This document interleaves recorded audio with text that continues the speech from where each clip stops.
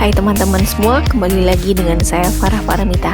Nah, ini merupakan part terakhir dari video tutorial NutriSurvey, yaitu menjelaskan mengenai fungsi dan bagian pada menu food dan menu extras. Nah, untuk mengetahui fungsi dan cara penggunaannya, silakan untuk melihat video berikut ini. Terima kasih. Untuk selanjutnya, saya akan menjelaskan fungsi-fungsi dari menu yang ada di bagian food ini. Oke, yang pertama adalah search food for nutrient. Jadi pada bagian ini kita bisa mencari atau mensortir bahan makanan sesuai dengan kandungan gizi yang kita tentukan, seperti itu. Misalnya di sini, misalnya kita pengen cari buah atau sayur yang misalnya vitamin C-nya kandungannya tinggi, misalnya seperti itu ya. Misalnya seperti itu. Nah, di sini akan ada fungsi lebih kurang, lebih kecil, lebih besar sama dengan density. Seperti itu. Kalau density itu biasanya yang akan keluar adalah hasil sortiran yang dense-nya tinggi. Seperti itu. Misalnya density berarti nanti dia akan mengeluarkan yang vitamin C-nya tinggi, seperti itu, atau yang energinya tinggi atau yang proteinnya tinggi, seperti itu. Seperti misalnya ya, kita mau tahu vitamin C yang nilainya misalnya lebih dari 30 mg misalnya. Kemudian kita bisa klik OK. Nah, secara otomatis NutriSurvey akan mencarikan atau mensortir nama makanan yang nilai vitamin C-nya lebih dari 30 mg, seperti itu. Ini dari fruit and veggie, seperti itu. Misalnya kita ingin butuh makanan yang tinggi kalori nih, tinggi protein misalnya, seperti itu. Atau mungkin yang protein nilainya lebih dari sekian, misalnya seperti itu. Kita bisa pilih beberapa, ini juga bisa. Misalnya yang di eggs, terus kemudian legum, kemudian atau misalnya ini vegetarian food nih, kita mau cari yang nilai proteinnya besar. Nah, ini kan nilai maksimal protein kan 69 ya, kita lihat di sini. Kita bisa misalnya ya, ini misalnya kita lebih dari 20, seperti itu. Ini ya nggak jadi. Oke. Aduh, tadi sorry. Misalnya ini kita mau yang vegetarian food yang proteinnya lebih dari 20 gram misalnya, seperti itu. Nah, di sini bisa kelihatan seperti ini. Tapi memang kelemahannya adalah akhirnya kita pakai database-nya yang dari luar, seperti itu. Ya, kita bisa sesuaikan sama apa yang mau kita cari. Kemudian ada modify food database. Jadi di sini kalau kita mau menambahkan, misalnya ada bahan makanan yang mau kita tambahkan yang mungkin sebelumnya nggak ada, seperti itu, kita bisa add food.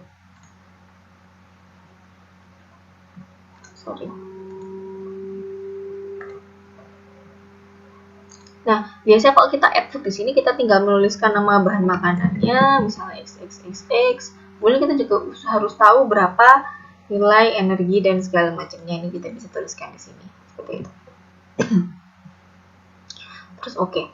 Nah, untuk makanan tambahan, ini kita bisa lihat di sebelah kiri, ini ada kode bahan makanan ya. Ini ada kok. Ini makanan Indonesia juga ada kok ini. Tuh kan ada.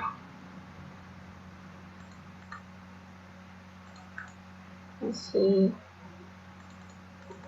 warna putih ada semua. Nah, kalau kita nambahin bahan makanan baru, nanti kodenya akan dimulai dari huruf Z. Kalau ini kan sudah ada B, B, B, dan C. Nanti kodenya dimulai dari huruf Z. Ini untuk menambahkan. Misalnya kita punya database baru, kita bisa tambahkan di sini. Kemudian, include more food from other database. Ini seperti yang step awal kita memasukkan database bahasa Indonesia. Kemudian change portion size, ini kita bisa menambahkan porsi yang ada di sini, standar porsi. Ini tinggal di insert, kemudian kita tambahkan. Mungkin ada standar porsi di Indonesia mungkin berbeda dengan yang ada di sana. Kita bisa tambahkan di sini. Oke.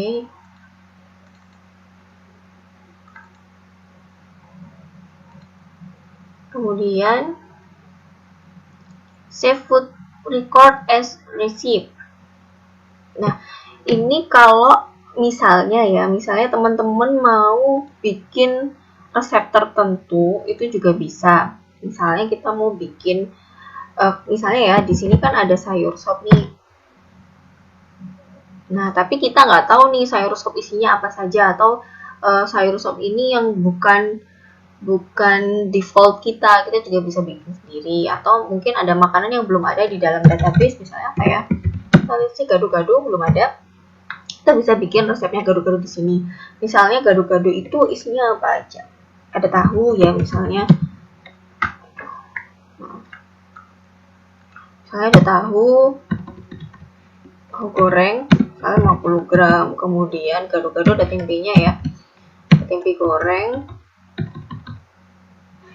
misalnya 50 gram juga, kemudian ada kentangnya misalnya 50 gram, kemudian ada selada air misalnya, selada air mentah 50 gram, kemudian tauge ya, misalnya ada togenya 50 gram, kemudian yang penting itu telur, ada telur rebus, telur ayam misalnya telurnya setengah, kemudian biasanya ada kacang ya, saus kacang tanah,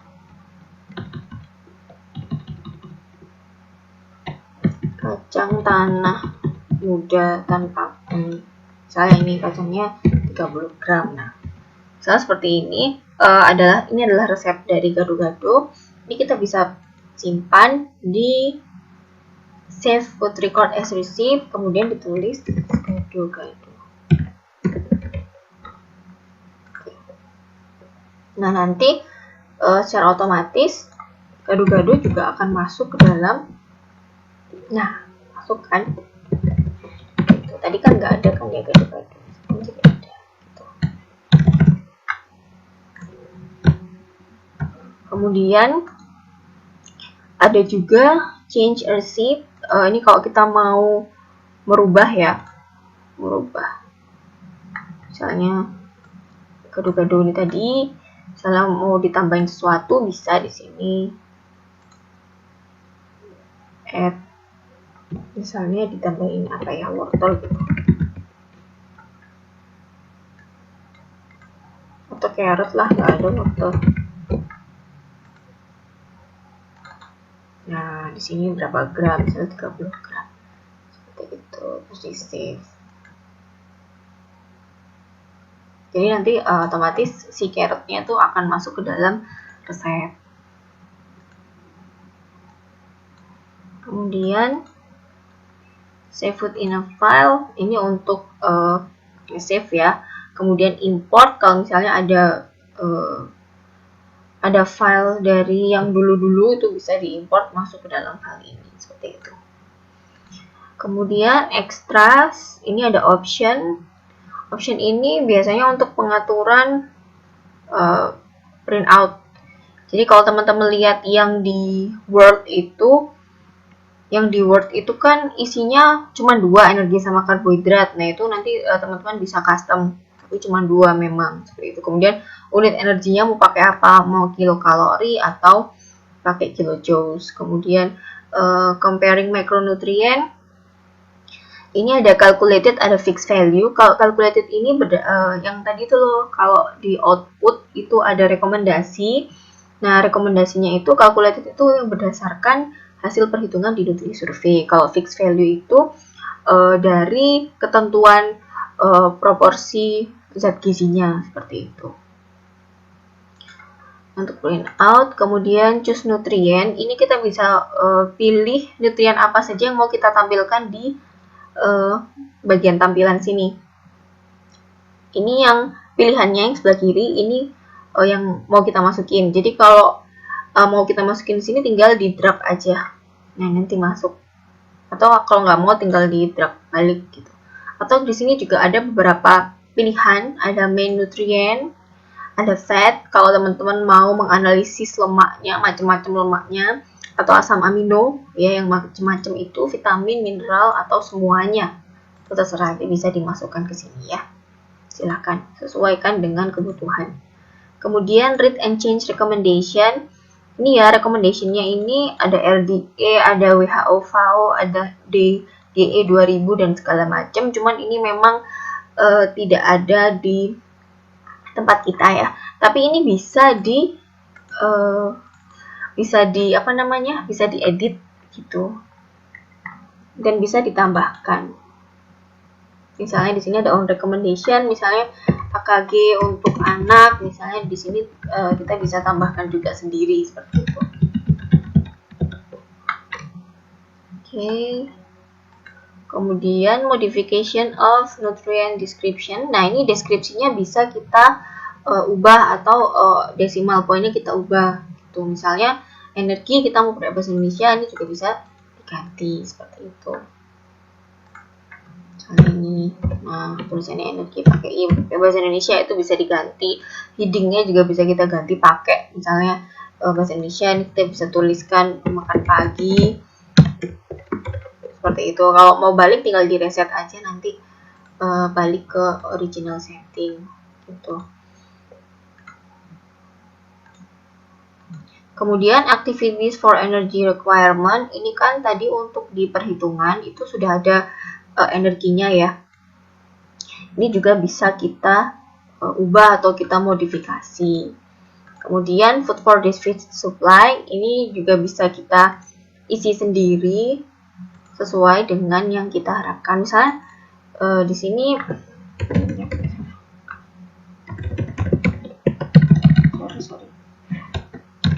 karena kebanyakan itu pakai bahasa Indonesia kan ya.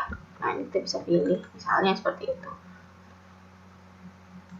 Kan tadi kebanyakan rekomendasinya itu bahasa Indonesia. Ini kita bisa tambahkan makanan luar, ini kita bisa tambahkan juga untuk makanan yang dalam negeri seperti itu. Kemudian import data from previous version. Jadi NutriSurvey yang paling akhir itu versinya 2007, tapi ada yang 2005 dan 2002, saya lupa. Pokoknya di bawah itu ada. Jadi kalau sebelumnya kita pakai file atau punya file di situ, kita bisa ngimport ke yang terbaru. Kemudian terakhir ada individual anthropometric assessment. Jadi ini untuk perhitungan status gizi bayi dan balita. Berdasarkan ini ada persentil, ada persen median dan Z-score. Di sini nanti juga ada chartnya, bagaimana perkembangannya, developmentnya seperti apa. Nah, tapi di sini dasarnya itu pakai, kita bisa buka help. Dia pakai reference-nya NCHS 1977. Nah, ini memang sudah tidak digunakan di Indonesia karena di Indonesia itu pakainya WHO 2005 terakhir reference-nya. Jadi untuk anthropometric anak ini sebaiknya ini tidak digunakan karena referensinya sudah beda sama yang kita pakai sekarang. Nanti untuk khusus anak kita bisa pakai WHO Anthro seperti itu. Tapi untuk teman-teman tahu saja. Oke, itu yang ada di extract. Untuk selanjutnya akan saya lanjutkan di video berikutnya. Baiklah teman-teman, demikian video tutorial dari saya. Semoga bisa bermanfaat untuk teman-teman semua. Terima kasih atas perhatiannya dan sampai jumpa kembali.